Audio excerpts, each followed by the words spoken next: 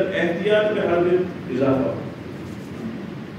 ایک صاحب ہمارے ساتھ ساتھی جماعت میں تھے تو سردیوں کا موسم تھا تو بعض مساجد میں جیسے ہے نا تو بوائلر ڈالتے ہیں گرم کرنے کے لیے پانی اور حمام بھی جلتا تھا تو وہ شدید سردی میں ٹھنڈے پانی سے وضو کرتا تھا اور اگر غسل ہوا تو ٹھنڈے پانی سے غسل کرتا تھا کیونکہ اس میں بوائلر پڑا ہوا. اتنی احتیاط. ابھی چند دن پہلے اس کو دیکھا عصری لباس میں داڑھی چھوٹی کیے ہوئے بغیر ٹوپی کے.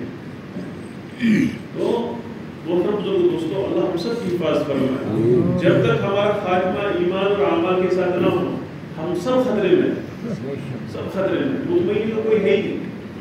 ایک تو یہ مرحلہ ہے کہ آدمی کام سے الگ ہو گیا اور اللہ حفاظت فرمائے کوئی چلتے چلتے لوگوں کے لیے جو سوال بن جاتا ہے کہ اس سے لوگ دور ہو جاتے ہیں. ایک بوال یہ ہے کہ چلو کام چھاٹ کر کے الگ ہو لیا. دوسرا چل رہا ہے لیکن اگر صفات زندگی میں نہیں ہو تو اس سے لوگ بھاگنے لگتے ہیں.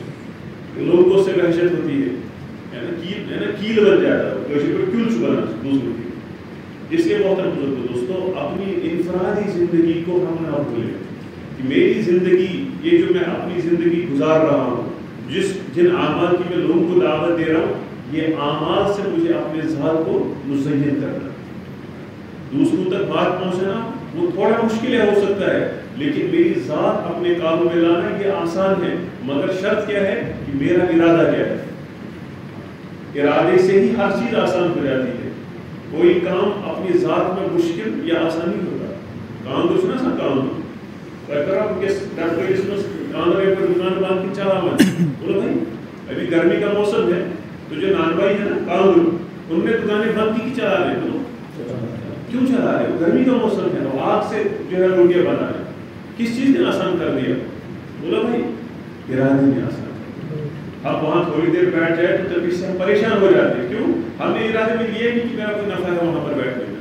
اس کو پتا ہے اس کا ارادہ بنا کہ میں گرمی کو برداشت کروں گا تو جو ہے مجھے کمائی ملے گی. اب اس گرمی کو برداشت کرنا اس کے ذہن میں بھی ہوتا ہے کہ مجھے گرمی لگ رہی ہے کہ خالی برداشت کرنا ذہن میں بھی نہیں لاتا کہ بھائی میں کیا برداشت کر رہا ہوں. بولو بھائی میں گرمی برداشت کر رہا ہوں. کیوں؟ ارادہ دل کا ہے تو یہ چیزیں بائی پاس ہو گئی چلو پیچھے آ. اور جب ہم جاتے ہیں وہاں پر تو پریشان ہو گئے اتنی گرمی میں آپ درست کر. مثال کے طور پر جب ہمیں اللہ تعالیٰ نے توفیق دی داڑھی رکھنے کی اللہ تعالیٰ اس پر استقامت دیسی کے ساتھ موت دے اخلاص کے ساتھ.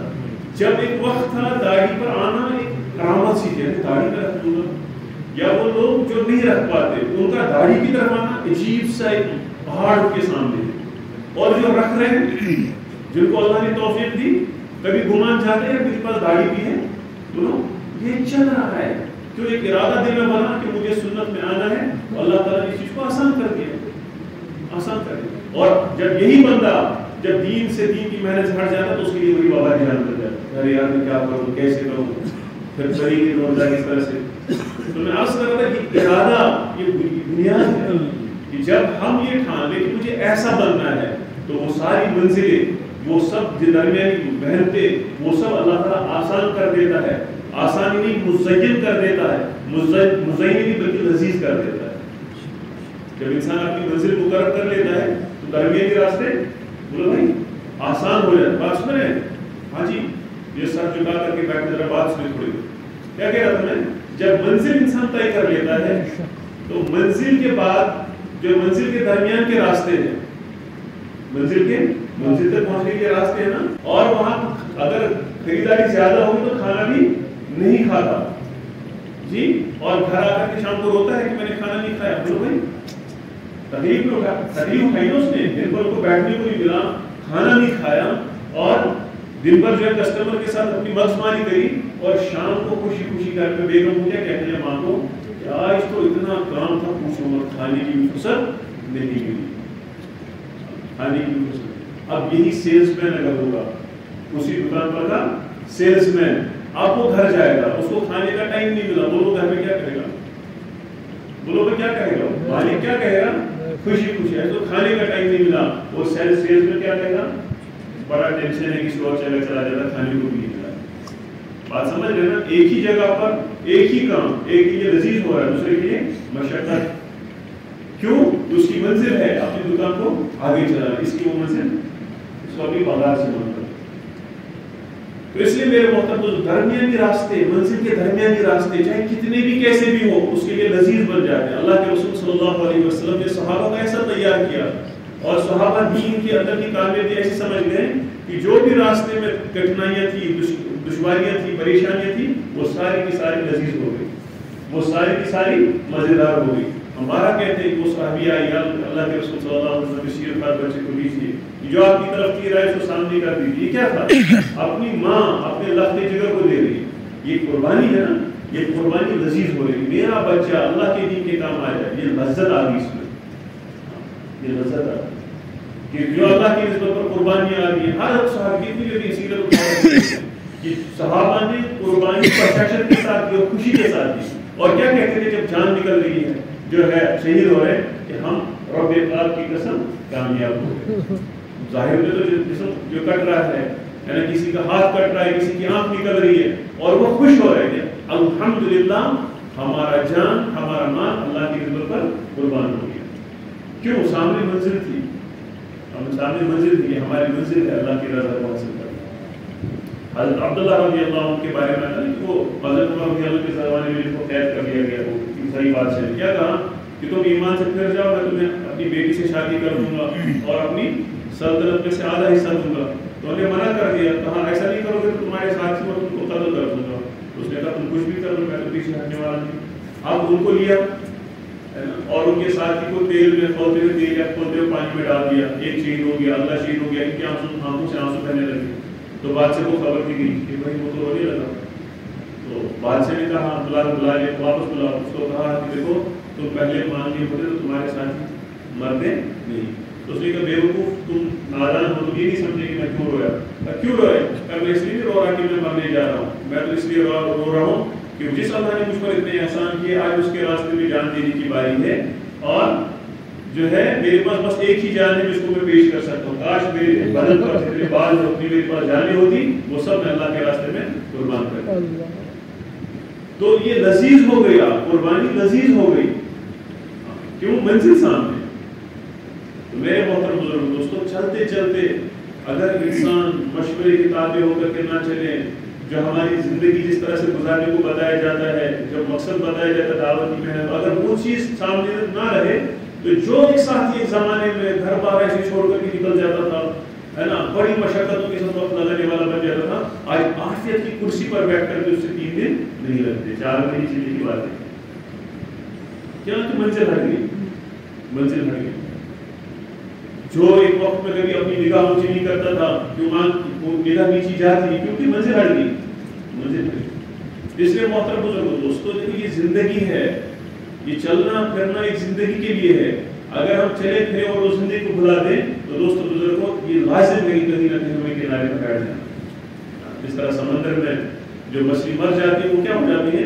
وہ کنارے ہو جاتی ہے. ایسے میرے محترم بزرگ دوستوں، اگر ہم نے اپنے اوصاف پر محنت نہیں کی، صفات پر محنت نہیں کی، اللہ حفاظت فرمائے، اللہ حفاظت فرمائے، اللہ حفاظت فرمائے. اس سے پہلے موت دے کہ ہم دین کی محنت سے ہٹ جائیں. لیکن اگر صفات ہماری زندگی نہیں ہے دوستوں بزرگوں کے کنارے یہ لازمی طور ہے. اور پھر شیطان کیا سمجھا دیتا ہے؟ اس نے یہ کیا، اس نے یہ کیا، دعوت میں ایسا کرتے نہیں. مسئلہ سارا کہاں تھا؟ مسئلہ کہاں تھا؟ وہ ادھر کیا بات ادھر کیا ہے وہ تو یہ بتا کیا ہے وہ قافلہ کا حال ہوا. تو مسئلہ یہ ہے کہ ہم خود اپنے راہزن بن جاتے ہیں، دوسرے راہزن نہیں ہوتے. سارا مسئلہ اندر کا ہے کہ جب میرا اندر کا ارادہ جو ہے اپنے دین کو جب بچانے پر ہوگا تو باہر کی تو ہوا ہے ہی میری آزمائش کے لیے. پھر اس میں انسان ملال کس سے کرے گا؟ باہر کی فضا کیا ہے؟ بولو بھائی وہ آزمائش کے لیے، چاہے وہ گھر والے ہوں، چاہے وہ دکان ہو، چاہے وہ کاروبار ہو، چاہے وہ نوکری ہو، چاہے وہ ساتھی ہو، چاہے وہ مسجد و جماعت ہو، یہ سب میری آزمائش کے لیے. تو پھر انسان ان کے ذریعے سے کام سے دور نہیں ہوگا بلکہ بلندی تک پہنچے گا، بلندی تک پہنچے گا. اس لیے محترم دوست اپنی ذاتی زندگی پر بہت نگرانی کریں. ذاتی زندگی اور ذاتی زندگی ضمن ایک بات ذہن میں آ گئی کہ ہماری ہر چیز ہماری نظر میں ہو، میرا ہر عمل میری نگرانی میں ہو. کہ میں جو لوگوں سے بولتا ہوں یہ بولنا دوسروں کے دل تو نہیں توڑتا. بھائی میں تو ہم تو کیا کرتے ہیں، اگر کسی کے اندر ترش بھی ہوتی ہے نا مزاج میں سختی، وہ فخریہ کہتا ہے میں تو ایسا ہی. اور معاذ اللہ سامنے کس کو کرتے تھے؟ حضرت عمر رضی اللہ عنہ، اور وہ بھی سخت مزاج ماشاء اللہ. حالانکہ وہ ایک شیخ نے دیکھا، ایک شیخ کے پاس ان کے مرید آئے، تو وہ جو دیکھا وہ آئے، وہ مرید آئے شیخ کے پاس، حضرت آج شیطان آیا تھا ہے نا بچہ بن کر میرے پاس، میں نے اس کی خوب پٹائی کی، میں نے اس کی خوب پٹائی کہا بھائی تمہیں شیطان جو ہے وہ چڑھ چکا ہے، تمہیں وہ جو ہے غصے کے ذریعے سے تم پر کیا ہے قابو پا چکا ہے، تو اپنے غصے کو قابو میں لاؤ. تو یہ نہیں کہ سب وہ تو دیکھیں داعی کو ہماری دعوت میں جو دعوت کا کام اس کو کرنا ہوگا، اس کے اندر ایک خاص صفت ہونی چاہیے، وہ شفقت ہونی چاہیے. ماں والی صفات کے ساتھ دعوت کا کام کیا جاتا ہے. کن صفات کے ساتھ؟ کن صفات کے ساتھ؟ ماں والی شفقت والی صفات کے ساتھ. جو مشائخ ہوتے ہیں ان کو سختی کرنی پڑتی ہے مریدوں کو، باپ والی صفت ڈانٹنا پڑتا ہے کہ یہ کرو، وہ تو خیر ایک نسبت ہے، لیکن ہمارا کام کس سے چلتا ہے؟ بولو بھائی شفقت سے. شفقت سے. تو میرے مزاج کے اندر یہ کوئی خوبی نہیں اگر میرے اندر سختی ہے، درگزر والی صفت، اکوموڈیشن، خوب لوگوں کو لینے والا میں بنوں، یہ صفت مجھے اپنے اوپر غالب کرنی ہے.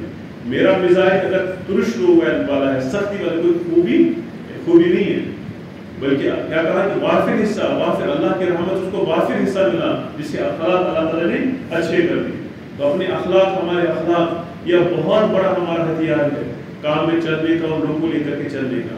اس کو ایسے بھی پاسے کچھ نہیں چھوڑنا ہے، گویا ہم نے اپنے نفس کے حوالے کر دیا اپنے اخلاق. یہ میرے کام میں اور میرے ساتھیوں کو آگے بڑھنے میں بہت بڑی رکاوٹ ہے. اس لیے جہاں ہم دوسری چیزوں پر محنت کرتے ہیں وہی دوستوں بزرگوں اپنے اس پر محنت کرنی ہے.